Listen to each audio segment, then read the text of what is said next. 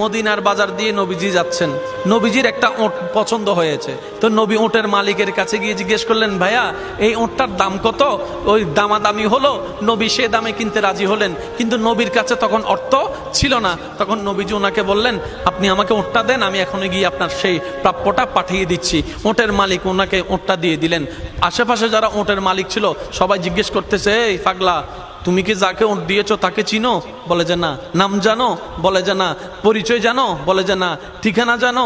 না। তো তুমি যে ওটটা দিয়ে দিলা, উনি যদি ওটার টাকাটা না ফাটায় তখন তো তুমি লসের মধ্যে চলে যাবা। সে ওটের মালিক বলে, এত সুন্দর নুরানি চেহারাওয়ালা কখনো বাটপার হতে পারে না, কখনো চিটার হতে পারে না, কখনো মিথ্যুক হতে পারে না।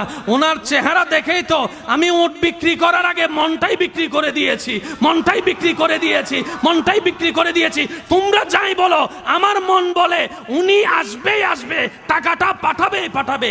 এই কথা বলতে না বলতে কিছুক্ষণ পরে নবীজির একজন সাহাবা এসে বলছেন, একটু আগে একজনে ওট নিয়ে গিয়েছেন, কাছ থেকে ওটের মালিকটাকে একটু দেখতে চাই। উনি বলে যে আমার থেকে। তো উনি বললেন, আমাদের নবী আপনার থেকে ওটটা নিয়ে গিয়েছেন, ধরেন ওটের টাকাটাও দিয়েছেন, আপনাদের খাবার জন্য কিছু খেজুরও হাদিয়া পাঠিয়েছেন, খেজুরও হাদিয়া পাঠিয়েছেন। ওই ওটের মালিক বলে,